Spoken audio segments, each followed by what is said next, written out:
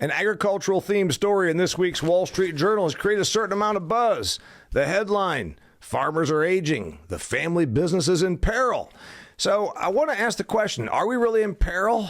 I would say no, we're not. And I'm going to dispel much of what we see in media just like this. It's always usually very emotionally evoking and convinces the people that read this who are not ag familiar that there's a crisis upon us. I just put a video out about crisis peddling and how popular it is and how wrong-headed it generally is. So let's talk about the peril they're talking about here. That the next generation is what it says right here. That all of the problems, rising costs, weak prices, and a trade hit are pushing more farms to the brink, making it harder to find successors. Painting the picture here that nobody's going to be here to farm 5 years, 10 years, 20 years from now. Again, crisis peddling. We see this sometimes even within our own ag industry. Who's going to farm this? Trust you me, this farm that's profiled in southern Illinois is not going to go unfarmed. The rocky, hilly, erodible stuff might get enrolled in CRP, but Illinois acres are not going to go unfarmed for a lack of somebody to go out there and plant crops in it. It's just not going to happen. So again, let's talk about this peril and what it really is. The article talks about the 1830s when great-grandpa Gwinnett came to southern Illinois and settled there, and where we are today, where the 74-year-old farmers, adult kids don't want to come back to farm because one of them has a corporate job in Indianapolis, the other a corporate job in St. Louis. Well, is that really a peril?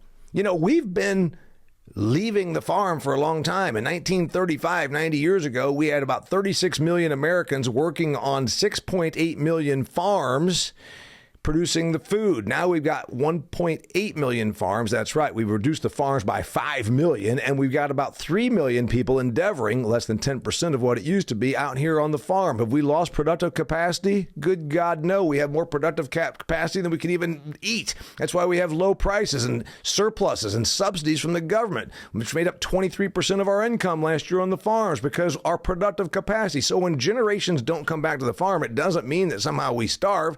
In fact, automation has kept up and innovation has made it so that one person can do so much more than 10 people did 90 years ago. Now, you want to bring your people back to the farm. Let's talk about what it would take to do that.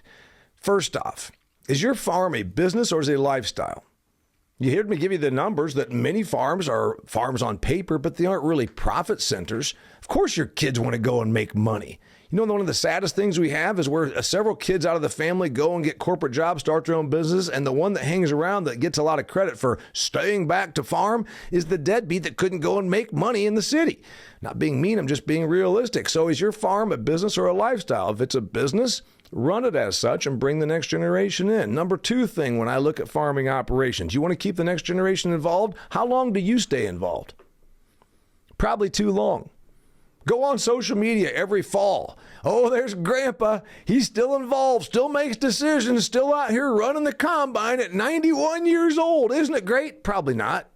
Probably not, because his 68-year-old kid hasn't made a decision in his whole life, and you got the 40-year-old grandkid out here that's supposed to somehow be enthused about this.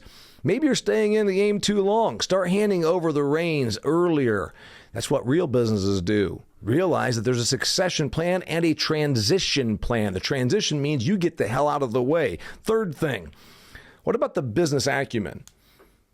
This situation right here, his kids went and became business people. His own daughter's an attorney, and she has advised him to do a better job with the legal setup of the farming operation. Maybe the business acumen that you have is making it preventing your grandkids and kids from wanting to be in the business because you know what? They look around and say, this looks like a disaster.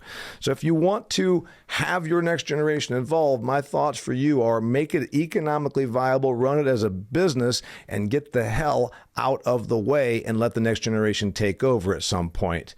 I'm Damian Mason. I speak on stages all over North America and right here online about the world's most important business, the business of agriculture. Thank you for tuning in.